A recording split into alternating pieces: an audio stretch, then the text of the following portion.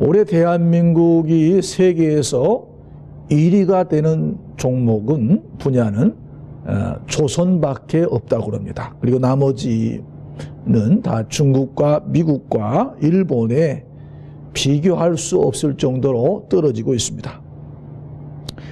서민 경제가 최악의 상태에 머물렀다고 하는 것은 서민들의 가계대출이 한도를 넘고 그 대상이 학생과 주부들이라고 하는 것입니다. 최근에 생활고로 인해서 대출한 이자를 갚지 못해가지고 대출 돌려막기 하는 사람들이 부쩍 늘어났다라고 하는 것은 오늘 서민들의 생활이 얼마나 어려운지 우리가 짐작할 수 있습니다.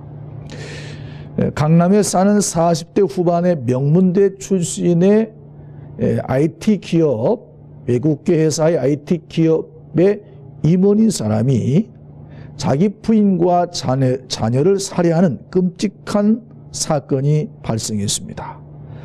그는 실직한 이후에 가족에게 실직 사실을 알지 않았고 대출받은 돈으로 주식에 투자하다가 실패해서 이런 극단적인 결과를 선택했습니다.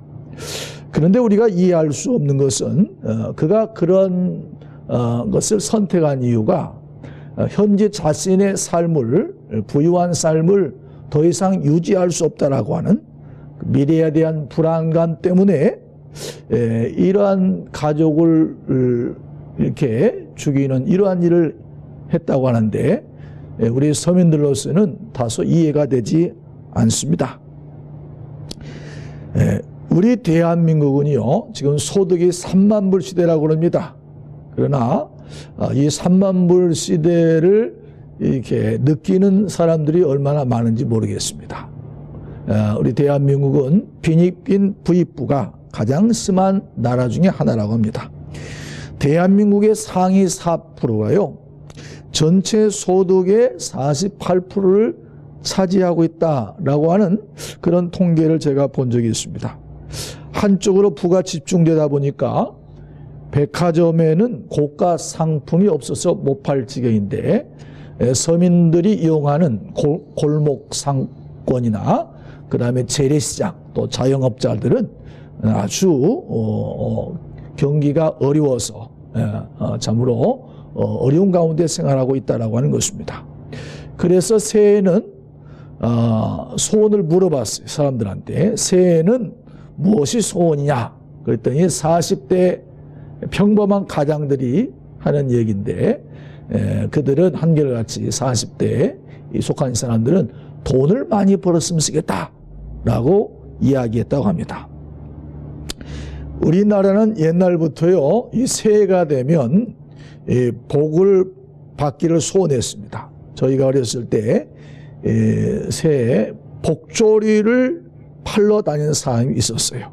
그래서 꼭 이 복조리를 사가지고 이제 집안에다 걸어 놓았습니다. 뿐만 아니라 제가 어렸을 적에는요, 밥상에 복자가 많이 있었습니다. 밥그릇에도 복자가 써 있고 숟갈에도 복자가 써 있고 뿐만 아니라 그 이부자리에도 복자가 써 있습니다. 베개에도 복자가 써 있어요. 그리고 입춘이 되면요, 입춘이 되면 대문에다가 입춘대길, 그 다음에 소문망복래 뭐 이렇게 붙여 쓰는 것을 제가 기억합니다. 복받기를 좋아하는 것은 우리 한국 사람만이 아니라 중국 사람들도 굉장히 좋아하는 것 같습니다. 그래서 중국 사람들은요, 새해가 되면은 사람들에게 과일을 선물하는데 오렌지 과일을 선물한다고 합니다. 왜냐하면 이 오렌지는 황금색이잖아요. 그래서 돈을 많이 벌어라, 그러한 의미로 이웃에게 오렌지를 선물하고, 혹시 여러분들 중국집에 가보신 분들, 가보셨겠죠? 유심히 보신 분들은 정통 중국집에 가게 되면 이 복자라고 하는 주머니가 달려있는, 그 쓰여져 있는 복주머니가 있는데, 거기 거꾸로 이렇게 쓰여진 게 있습니다.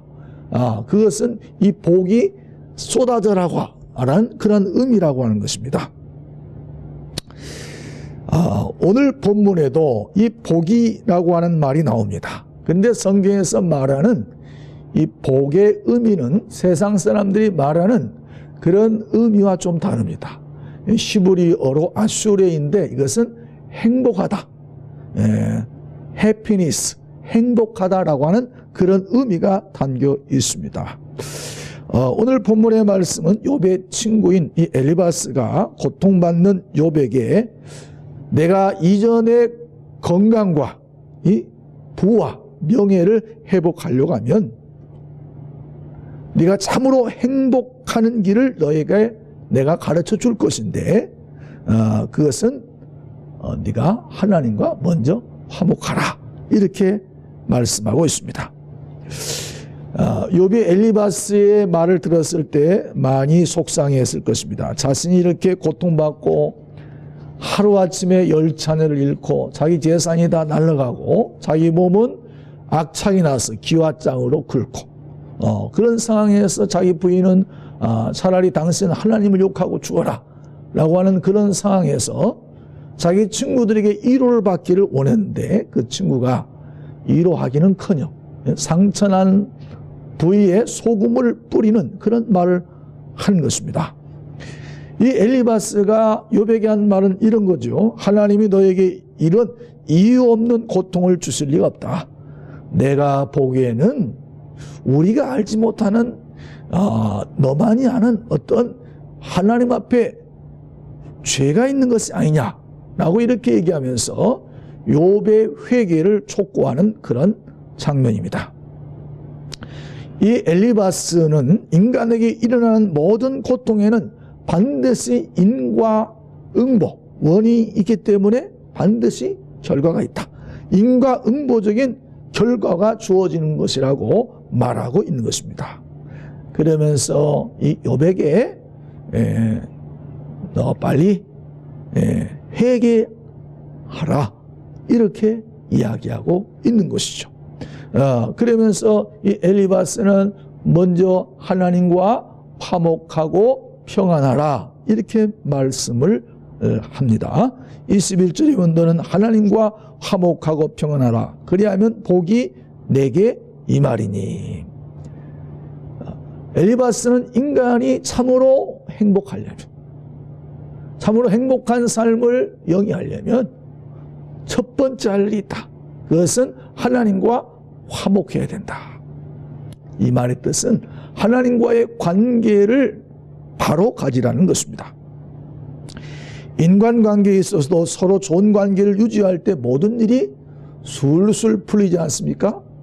제가 어느 마트에 가서 휴지를 샀더니 그 휴지의 이름이 이거였습니다. 술술 풀리는 집, 술술 풀리는 휴지. 여러분들, 사람과의 관계에 있어서도 술술 풀리려면 이 관계가 좋아야 하는 것입니다. 우리나라에도 여러분들 가와 만사성이라는 말이 있죠. 가정이 화목해야, 평안해야 모든 만사가 잘 풀린다는 것이죠. 성경에도 잠언 17장 1절에 이런 말씀이 있습니다. 마른 떡 한 조각만 있고도 화목하는 것이 육선, 생선이 집에 가득하고 다투는 것보다 낫다. 그러니까 가정이 화목해야 만사가 형통하고 행복해질 수가 있는 것이죠. 여러분들 가정에서 부부가 싸워보세요. 다퉈보세요. 그 가정이 행복하겠습니까? 자녀들이 행복하겠습니까? 2015년 한 해가 들어오면서 이 언론기관에서 우리나라 사람들에게 새해 소원을 물어봤습니다. 조사했습니다. 그런데 뭐 여러 가지 그 요구가 있었지만은 그 중에 가장 많은 퍼센트를 차지하는 내용이 뭐냐면 새해는 우리 가정이 좀 행복하고 화목했으면 좋겠다. 라고 하는 사람들이 제일 많았습니다. 여러분들 새해에는 가족 간의 사랑과 우정, 부부 간의 혹은 부모와 자식 간의, 시부모와 며느리 간의, 형제 간의 화목한 가정이 되시기를 바랍니다. 우리 조상들은 삶의 지혜가 있죠. 우리 조상들이 여러분들 옷에 주름살을 펴는 데 있어서 이 다리미가 필요하지 않습니까? 옛날에는 이런 전기 다리미가 아니라 숯불이 담긴 그런 다리미를 사용했는데요. 이 다리미를 화두라고 말합니다. 화두. 그래서 이 다리미는 주전자 모양이나 손잡이가 달린 펑퍼짐한 그런 모습으로, 그런 모양으로 생겼는데, 한 집에 다리미가 2개 있으면 하나는 없애버린다는 그런 풍습을 가지고 있다고 합니다. 이 다리미 질은 사이가 멀어지기 쉬운 시어머니와 며느리, 그리고 시할머니와 며느리, 그리고 이 시누이와 며느리, 그리고 이 동서들끼리 이 다리미질 할 때 이 뭡니까? 이 주름을 펴기 위해서 이 천을 갖다가 잘 균형을 맞춰 가지고 이걸 잘 조화롭게 잘 땡겨야 이 다리미질이 잘 된다는 거죠. 말하자면 힘과 호흡을 잘 맞출 때 이 협력이 잘 되어서 가정이 화목하는 그 일에 이 다리미질이 한 역할을 한다는 것입니다.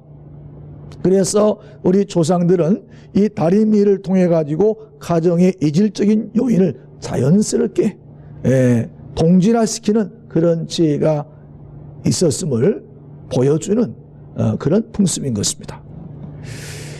여러분들 가정만 그런 게 아니죠.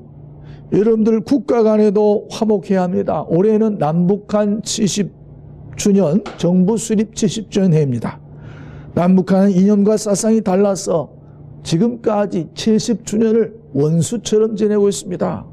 70주년인데요. 이 70주년 해가 이것이 잘 남북이 화해가 돼서 남북한 이 긴장감가 좀 풀려서 우리 국민들이 좀 불안하지 않는 그런 새해가 됐으면 쓰겠다라고 하는 생각을 갖게 됩니다.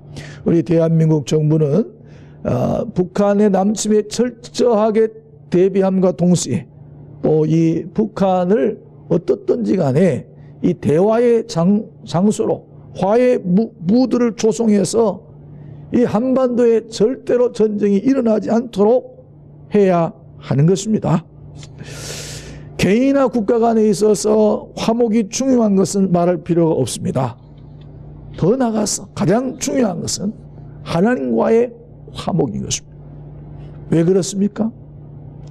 여러분들, 하나님은 이 세상에 주관자 있으며 하나님은 이 세상의 통치자이시기 때문인 것입니다. 하나님은 우리와 화목하기를 원하십니다. 그런데 우리가 하나님과 화목하려면요, 여러분들 우리가 하나님과의 관계를 잘해야 됩니다. 껄끄러움이 없어야 돼요. 예? 여러분들 이 화목하는 관계에 있어서 중요한 것은 뭡니까? 우리 안에 하나님이 싫어하는 그러한 죄가 있어서는 안 되는 것입니다. 죄가 자리를 잡으면 안 되는 것입니다. 그래서 하나님께서 당신의 외아들 예수 그리스도를 우리를 위해서 화목제물로 그렇게 보내시지 아니했습니까? 이 화목이라고 하는 말의 뜻은 뭐냐면요, 원어에 보니까 밀착시키다, 가까이 하다라고 하는 뜻입니다. 여러분들 새해는요, 하나님과 가까이 하시기를 바랍니다. 피조물 된 인간이 하나님께 가까이 하는 것이 복입니다. 모세가 미디안 광야에서 양떼를 치다가 호렙산에 올라갔더니 거기 가시나무 똘기에서 불이 확 타오르는 모습. 이 모세가 가까이 갔습니다. 그런데 그 숲에서 떨기나무 불꽃 가운데서 하나님의 음성이 들려왔어요. 모세야, 모세야, 네가 선 곳은 거룩한 땅이니 네 발에서 신발을 벗고 그리고 나에게 가까이 오라, 가까이 오라 라고 말씀하셨습니다. 여러분들, 하나님은요 우리 인간과 가까이 하기를 원하십니다. 하나님은 인간과 소통하기를 원하십니다. 예? 요즘 박근혜 대통령이 소통을 잘 못한다고 하는데 소통해야 되겠죠. 여러분들, 하나님은요 인간과 소통하기를 원하십니다. 그러면 어떻게 되겠습니까? 우리가 하나님 앞에 가까이 해야 하는 것입니다. 여러분들, 인간은 하나님과 불화하면 고통인 것입니다. 하나님과 화목할 때 우리 인간은 행복한 인생이 될 수가 있습니다. 사랑하는 성도 여러분, 새해에는 하나님과 화목하시고 그리고 하나님을 가까이 하시기를 바랍니다. 말씀으로, 기도로, 예배로 가까이 할 때 행복한 한 해가 될 줄로 믿습니다. 둘째는 하나님의 입에서 나오는 말씀을, 교훈을 받고 하나님의 말씀을 내 마음에 두라, 이렇게 말씀했습니다. 누가복음 2장 15절에서 19절에 보면 아기 예수가 말 구유에 태어날 것을 이 들에서 양을 치는 목자에게 알려줬어요. 이 목자들이 그 소식을 듣고 급히 뛰어가지고 이 마리아에게, 예수님의 어머니 마리아에게 이 말구에 누워있는 이 아기 예수께 전하기 위해서 그 마리아에게 이렇게 얘기합니다. 이 모든 말을 다 얘기하는데 그때 이 마리아가 이 목자들의 소식을 듣고 이렇게 성경은 기록했습니다. 이 모든 말을 마음에 새기었다. 마음에 새기었다. 그런데 이 뜻은 무슨 뜻이냐면 하나님의 말씀을 보물처럼 간직하다라고 하는 뜻입니다. 마음속 깊은 곳에 하나님의 말씀을 두었다는 거죠. 보물 상자처럼 깊은 곳에 숨겨 두었다는 것입니다. 여러분들, 오늘 우리가 하나님 말씀을 받을 때 우리가 건성으로 들어서는 안 되는 것은 하나님 말씀을 보물 상자처럼 잘 간직해야 하는 것입니다. 다윗은 사무엘하 6장 12절 이하에 보면 오벳 에돔이 법궤를 모시고 난 이후에 오벳 에돔의 집에 하나님께서 복을 주니까 그 이후에 이 다윗이 자기 성으로 이 법궤를 가져오게 됩니다. 그때 군사를 풀어가지고 여러분들 수만 명의 사람들과 함께 이 법궤 앞에서 나팔을 불고 여러분들 이 다윗성으로 들어올 때 이 다윗이 어떻게 이 법궤를 환영했습니까? 이 다윗이요, 춤을 춰가면서, 빙글빙글 춤을 춰가면서 그렇게 이 법궤를 환영했습니다. 그런데 이 모습을 보고 있던 이 사울의 딸 미갈이 이 마음으로 멸시를 했어요. 여러분들, 그런데 이 다윗이 자기 집안에 들어오자 이 미갈이 이렇게 얘기합니다. 당신은 왕으로서 이 채통머리가 없이 왜 그렇게 사람들 앞에서 바지가 내려가는지도 모르고 그렇게 하느냐, 이렇게 이 미갈이 얘기할 때 이 다윗이 이렇게 대답했습니다. 내가 어떤 행동을 하였든지 그것은 여호와께 영광을 찬양한 것뿐이요, 당신의 아버지와 당신의 집안에서 이 나라를 빼앗아서 내게 주시고 하나님의 백성 이스라엘의 영도자로 나를 세워주신 분이 여호와이시기 때문이요, 나는 앞으로 여호와의 영광을 드러내기 위해서라면 그 어떤 일도 내가 기뻐 뛰면서 내가 하나님 앞에서 춤을 추겠소 라고 말합니다. 여러분들, 다윗이 이 하나님을 얼마나 사랑했는지를 우리에게 보여주고 있습니다. 여러분들, 하나님을 사랑한다고 하는 것은요, 하나님의 말씀을 지키는 것입니다. 이 법궤가 무엇을 상징하는 것이냐? 이 법궤는 하나님의 말씀을 상징하는 것입니다. 법궤 안에 하나님의 말씀의 상징인 십계명 두 돌판이 말씀의 떡을 상징하는 만나가 그 안에 있지 않습니까? 그렇기 때문에 이 법궤라고 하는 것은 하나님을 상징하는 것, 하나님을 상징하는 것. 하나님이 무엇입니까? 하나님의 말씀이 하나님을 상징하는 것입니다. 여러분들, 다윗은요 하나님의 말씀을 사랑했기 때문에 하나님께서 그를 축복해 주셨습니다. 시편 19편 10절에 보면 다윗은 하나님의 말씀을 얼마나 사랑했느냐, 거기에 보면 이렇게 기록되어 있습니다. 그 금 곧 많은 순금보다 사모할 것이며 꿀과 송이꿀보다 더 달도다. 하나님의 말씀을 이 다윗은 금, 순금보다 더 귀하게 그리고 꿀보다도 더 달게 하나님 말씀을 그렇게 받아들였다는 거죠. 하나님 말씀을 그렇게 사랑했다는 것입니다. 여러분들 하나님의 말씀을 사랑하는 자에게 하나님께서 복을 주십니다. 검단 우리 교회의 정진아 장로님의 간증을 제가 읽어봤습니다. 이분은요, 저 충청도 어디 당진인가요? 합천인가? 거기에서 시골에서 태어나셨는데 이분이 18살에 집안이 자기 아버지가 돌아가시고 이렇게 뭡니까? 떠나시면서 자기 아버지가 빚만 남겨줬답니다. 그래서 18살에 인천에 올라왔습니다. 그런데요, 인천에 올라와서 물론 시골에서도 교회를 다녔지만 열심으로 신앙생활을 했는데 새벽 기도를 나가기 시작한 때부터 지금까지 한 번도 새벽 기도를 빠진 적이 없답니다. 그리고 이분은 새벽 3시 40분에 일어나서 자기 교인들을 뭡니까? 차로 이렇게 실어서 교회에 데리고 온다고 합니다. 말하자면 봉사하는 거지요. 이분이요, 하루에 성경 3시간을 쓰고요, 2시간씩 묵상한 지가 벌써 15년째가 됐답니다. 성경, 요약 성경을 5,000번 정도 읽었고요. 그리고 성경 암송 구절이 한 1,000절 정도 된답니다. 자기가 필사, 성경 전체를 필사한 것이 11번째랍니다.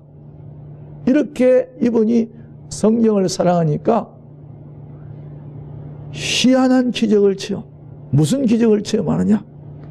이분이 그렇게 가난했는데 지금은 그 교회에서 11조를 가장 많이 내고, 그리고 자기가 오래전에 조그마한 땅을 사놨는데요, 건물을 사놨는데 이 건물이 개발 바람을 타고서 지금은 엄청나게 말하자면 집값이 올랐다는 거죠.